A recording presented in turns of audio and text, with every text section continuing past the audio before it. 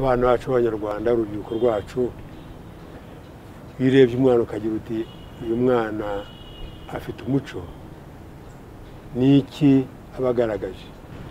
kugira ngo umuntu umurebe ufite n'umunyarwanda, n'ayo matwara ni ihuriro ry'amatwara yose amuranga, ukabona ko amutandukanije n'uw'ahandi.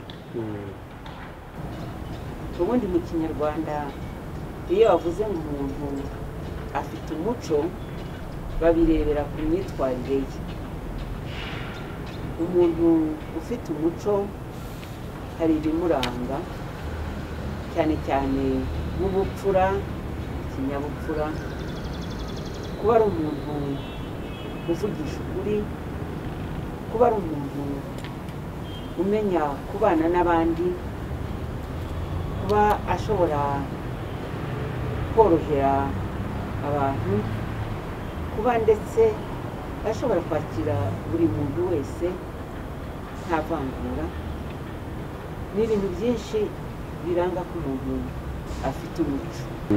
naho rero haziramo uruhare ababyeyi bari budufashe cyane rw'uburere, uruhare rw'ababyeyi, iki ababyeyi baha abana muri kwa gukura kwabo, iki bababuza turutse imahanga bati nyamuneka ntimukoreho.